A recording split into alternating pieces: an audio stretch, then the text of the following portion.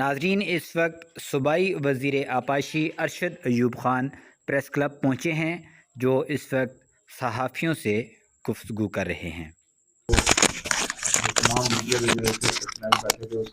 सलाम पेश करना। सदाकत भाई ने बड़ी अच्छियां गल्लां कीतियां और बड़ी खुशी हुई है थे आके। सदर साहब इतने बैठे दे ने, असां दे हनीफ साहब ने, हाफिज जावेद साहब ने, उमर खान ने, बाबर सलीम खान का बड़ा शुक्रिया अदा करना जिन्हें टाइम कट के थे अज असां इत्थे रौनक बख्शी इस प्रेस क्लब में रौनक बख्शी टाइम कट के थे ये आए ने।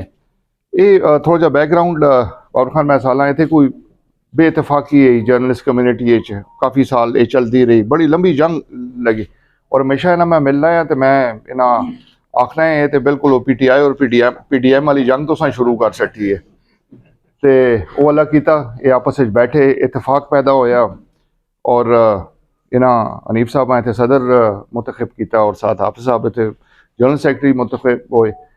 हालात तो वाकई बड़े गमगीर नज़र आते पे ने थे ते मां इतने बड़ी खुशी है। मां हनीफ साहब होने ही साल है कि अकबर खान ने भी अकबर अयूब खान इतने 35 लाख रुपए ऐलान करके गए ने इस प्रेस क्लब वास्ते ताकि इसकी अपग्रेडेशन की जुले तो वो तुसी करो जो मेरी तरफों जो हो कि अगर उस मेरे ख्याल नाल तो 35 लाख काफ़ी सारा अमाउंट उस काफ़ी बेहतरी आ जुलसी ना। ये जी कमी पेशी हुई वो मैं तुसा वादा करना मैं पूरा करके देसा अपने किसी फंड तो ये तो एक गल होगी। भराओ तुसा पता है हालात के मुल्की बने दे ने। उमर खान असा बेहतर असा एक ब्रीफ ही कर रखसों नाल चेयरमैन साहब नाल पिछले काफ़ी कुछ महीने तो उमर अयूब खान नाल ही ने और जिसले ये बड़ा एक ट्रैजिक जड़ा इंसीडेंट होया उत्थे शूटिंग का इमरान खान ते हमला होया उस भी उमर खान बिल्कुल कंटेनर दे पिछे ही है। ते हालात मुल्की हालात इस तरह दे बने दे ने भराओ कि असी अजकल काफ़ी सारे उसी तगोदोश लगे दे हैं। एक आज़ादी मार्च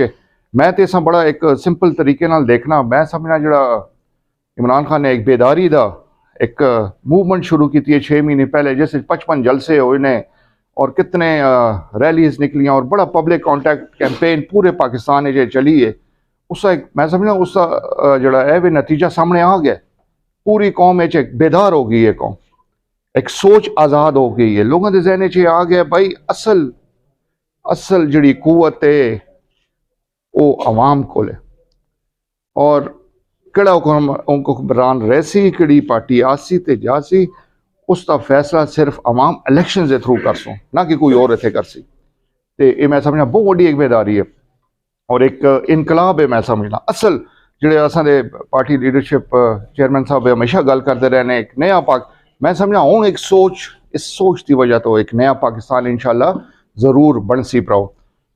गल खान साहब जी करते नहीं और बड़ी वो फेयर गल है कि इलेक्शन होवे अवाम ये ताकत दी जो लेके वो फैसला करोगे किसने हुकूमत आना या नहीं आना। कुछ लोग ऐसे ओपोजिशन वाले आखते हैं जब टर्म रहा है तो ये क्यों करते पे ने टर्म पूरी हो जो टाइम से इलेक्शन होना चाहिए। पर खान साहब भराओ जिस तरह कुर्सी तो हटाया गया है वो भी तो कोई फेयर मीनस इस्तेमाल तो नहीं होए। तो साइफर का तो पता है इंपोर्टेड हुकूमत ने किस तरह एक साजिश करके और कुछ लोग भी काफ़ी सारे इन्वॉल्व है साजिश करके आए और असं हुकूमत इमरान खान खसूसी टारगेट करके कुर्सी तो हटाया गया। जिस कोई कुर्सी तो हटाया गया तो बोले भी ना। उन लोग आखते ने जी प्रेस कॉन्फ्रेंसिस करते पे ने बंदे 4 गोलियां लगियां ने तो ये भी ना आखे कि उस जोड़े खदशात ने तहफुजात ने उसका बयान भी ना करे। ये कितने का इंसाफ है। इतने बड़ा आसान है जिन्हें कुछ भी नहीं हो आखते ने ना जी नहीं गल नहीं करनी चाहिए कोई नहीं भाई उस 4 मरदे हो खान साहब खुदा का बड़ा लख शुक्र होया कि उन्हें खुदा ने नवी जिंदगी दी और उस हमले चो बच गए। तो भरा हूँ अगला स्टेज है असानी लॉन्ग मार्च का उमर खान भी बाबर खान भी इस बारे जिक्र कर सो वो उसी ने आज़ादी मार्च इंशाल्लाह जरूर हो सी। तो मैं पूरा यकीन है उसते जड़ा फाइनल उसका जड़ा शो डाउन हो सी उस मैं पूरा यकीन है नवे इलेक्शन कॉल कर सी ये मौजूदा हुकूमत कर सी तुसी देख सो अगा हल कोई भी नहीं भराओ।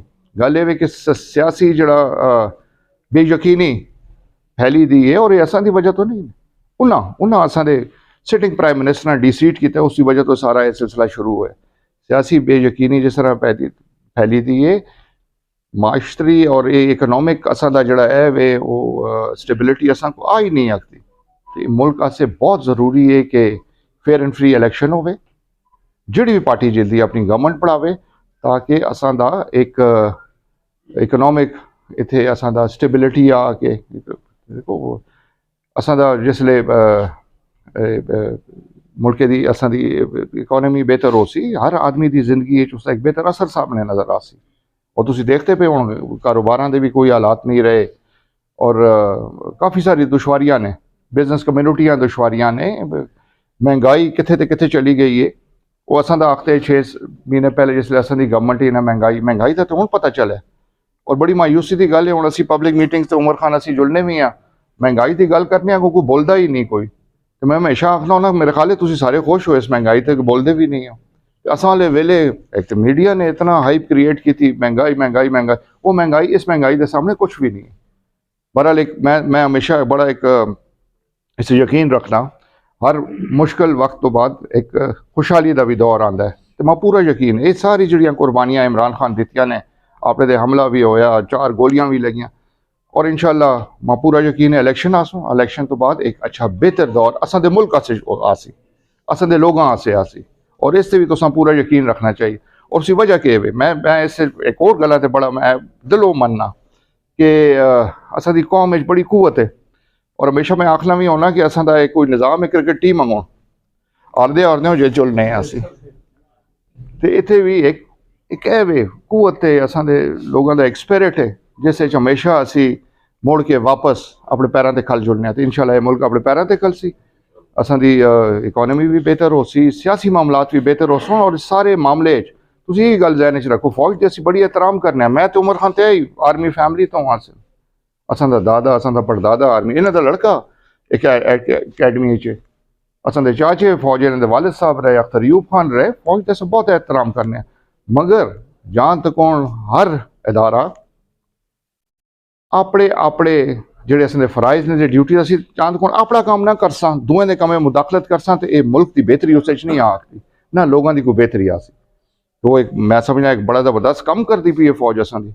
असीं इस वेले बिल्कुल आरामे ते इत्थे बह के प्रेस कॉन्फ्रेंस करने पे हैं, सरहदां ते असां दे बॉर्डर्स प्रोटेक्ट करते पे ने, जाना देंदे पे ने, कुर्बानियां देंदे पे ने, ते वो असीं बिल्कुल 101% उन्हें सपोर्ट करने हैं।